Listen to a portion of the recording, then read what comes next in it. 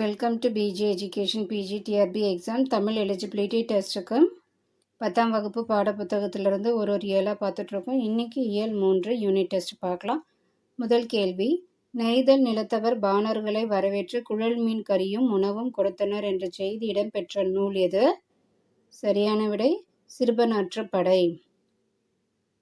அடுத்த கேள்வி, காலின் 7 அடி பின் சென்று என்ற வரிகள் இடம்பெற்ற நூல் எது? புறநாற்றுப்படை. மூன்றாவது கேள்வி, அல்லில் ஆயினும் விருந்துவரின் உவக்கும் என கூறும் நூல் எது? சரியான விடை நற்றிணை. அடுத்தது நான்காவது, பலர்புகு வாயில் அடைப்ப கடவனர் வருவீர் உளிரோ என்ற வரிகள் இடம்பெற்ற நூல் எதுன்னு பார்த்தோன்னா குறுந்தொகை.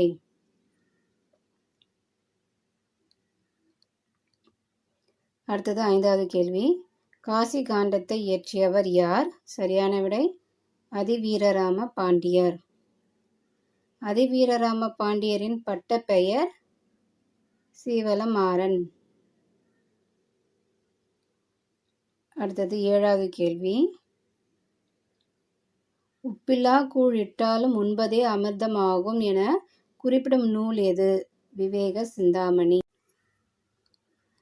அடுத்தது பொறுத்துக, நன்மொழினா பண்புத்தொகை, வியத்தல்னா தொழில் பெயர், வருகனா வியங்கோல் வினைமுற்று, உரைத்தன்னா பெயரெச்சம். அப்போ 4, 3, 2, 1 ஆதான் சரியான விடை. அடுத்தது, குமரகுருபரர் இயற்றாத நூலை கண்டறிக. இதில் சரியான விடை திருக்காவலூர் கலம்பகம். மிச்சது எல்லாமே குமரகுருபரர் தான் இயற்றியிருக்காரு.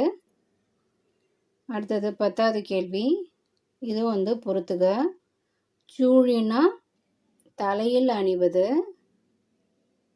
சுட்டினா நெற்றியில் அணிவது, குண்டலம்னா காதில் அணிவது, அனன்யாயின் கயிறுன்னு சொல்லுவோம் இல்லையா, அது இடையில் அணிவது. அப்போது சரியான விடை எங்கே இருக்குன்னு பார்த்தோன்னா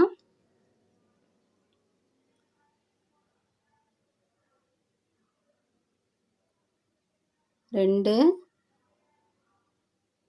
4, 3, 1 இதுதான் சரியான விடை. 15வது கேள்வி, கி. ராஜநாராயணன் சொந்த ஊர் இடைச்செவல்.